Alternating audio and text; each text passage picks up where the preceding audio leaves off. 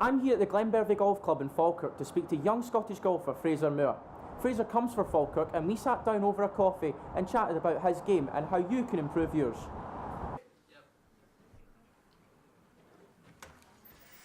How are we doing, Fraser? Good, thank you. Yourself? Yeah, not too bad. Take a seat. Thank you very much. Oh, got some nice coffee as well. Much needed on a cold day in Scotland, that's for sure. So Fraser, we're back at one of your favourite courses probably. Good season for you. Must be happy. Yeah, it's been a good season so far. Lots of travelling, which has been great. Lots of sunshine, which not as much on a day like this, which has been great fun. But I mean, it's always nice to come back to Glenbervie, practicing, playing, and also seeing a lot of friendly faces and good support as always at your home club. So it's always great to be back. You know, you won the Gecko Open 2017, first professional victory. That's a big step for you. Yeah, that was a huge step and a huge confidence boost. I mean, in the field that week there was sort of 5 or 6 quite established European Tour professionals that had played over many years. I think there was like 1,000 European starts or something crazy like that. So yeah, to win and get that event done was a massive bonus. I actually ended up winning a playoff as well with our 2 guys, and sort of good test in my nerve, and sort of showed me that I could compete. And when I do play well and compete, then I can win, which is more important than anything else, I think.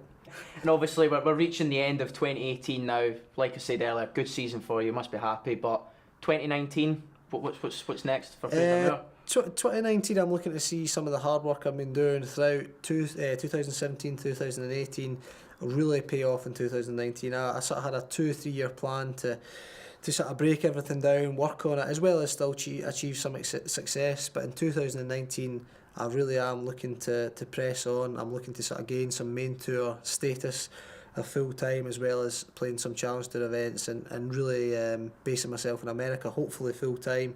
And I mean, a PGA Tour card or web.com card would definitely help that. And how important is it, but that you've still got that enjoyment factor of playing golf and being out on the golf course?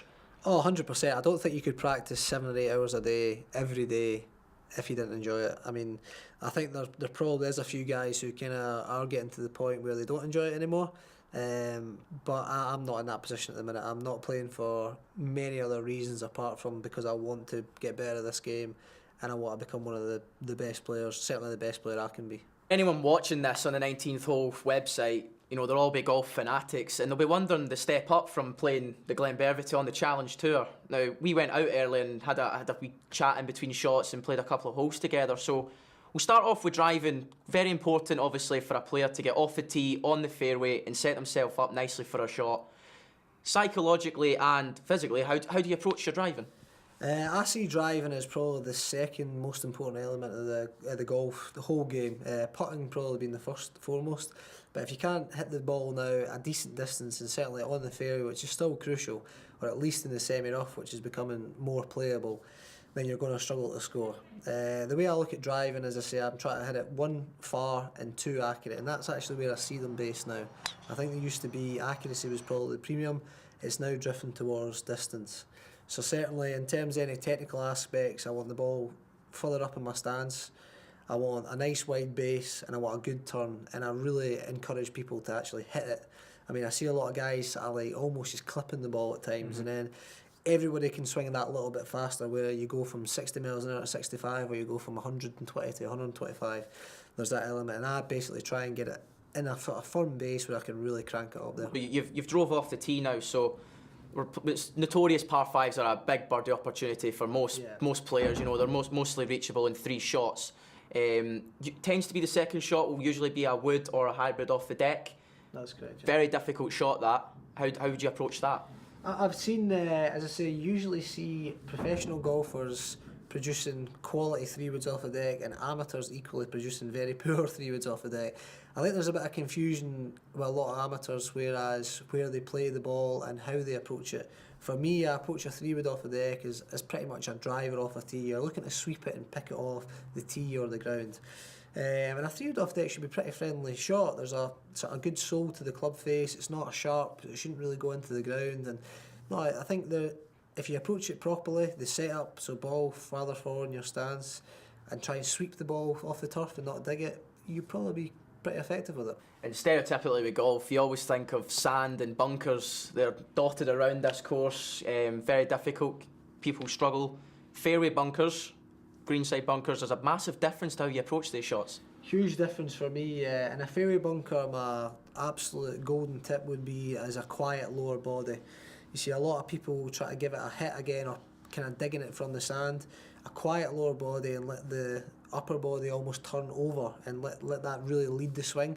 Again, sort of getting a firm stance in the sand, you don't want any slippage or anything like that, so a little bit of burrowing of the feet, and then really try to focus on picking at the sort of centre of the ball, the equator. A little bit thin is never bad, unless there's sort of like a steeper lip, you maybe think about it, but most of the time thin is pretty good out the fairway bunker. The one thing I would say, if we're discussing sort of amateur players and advice for them, is don't take too much on though. I mean, a fairway bunker is difficult enough. The second shot after you've just left it in the fairway bunker is even more difficult. So take enough club, get yourself down the fairway, and then play from there. And obviously moving just up closer to the green now, greenside bunkers, completely different. Definitely. I mean, greenside bunker's probably one of my favourite shots.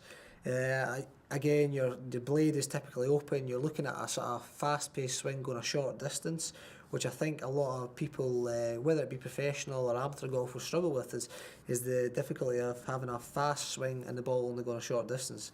That's really controlled by the loft on the face and how much you open it. I like to open the face quite a lot and really try and slide the club under the ball using the bounce of the club. And the bounce is probably the most underused part of the club I'd see as amateurs, whether it be pitching or bunker play.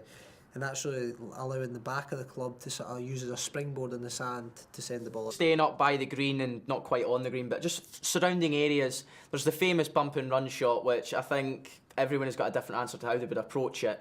You yourself, you said you're like a 7-iron. Yep. What would your approach be? What would you take? Again, it depends on the shot, but I mean, in particular, the shots we played, if you can get the ball on the ground and run it, it's usually sort of fractionally more consistent than flying it all the way. I mean, I always try and go with the adage that spin is sort of uncontrollable. It's difficult to control how much spin you're going to get back or forward or side, whereas if you've got the ball rolling forward, you can typically control it a bit easier. Obviously, as well, the less loft on the club usually tends to be a bit easier around the greens because there's a bit more margin for error. And as I say, but again, for me, it really depends on the conditions. Slow greens, I'd probably fly it more often. Fast greens that are rolling out and nice and firm, I'd probably run it more often. Mickelson's probably most notorious for it, the classic flop shot, but flying the ball to the green, that's quite a difficult, challenging shot for someone on a golf course. I use the sort of shaft lean to create the loft angle that I'll. If I produce a 60 degree wedge, if I lean the shaft forward more towards my left leg or heel or knee or whatever you want to say, a lot of guys use different sort of points of the body, then that's going to decrease the loft, so that'll fly less, so it'll not carry as far, sorry. And then if I lean it further back towards neutral or towards my right leg, then it flies further. And I mean, again, there's no cheat in golf, I don't think, in terms of how to get better at different elements of the game. You need to practice that and find out that for yourself, because I mean, guys will lean it in different fashions and stuff, but I mean, in terms of the shaft, I use that pretty much as the accelerator. The further it is leaned to the left, the more the ball runs out. The further it leans to the right, the less the ball runs out. Well, Fraser, thanks very much for talking to us, and good luck for 2019. If you win any tournaments, just remember my name, please. I want an invite. I want to come along with you. I certainly will. Thanks very much. Thank you. Appreciate it. Thank you. So there we have it. Hopefully Fraser's tips are going to help you play better this weekend. As for Fraser himself, it's a big year ahead of him, so remember the name. Scott Gibson reporting from Glenbervie Golf Club, the 19th hole.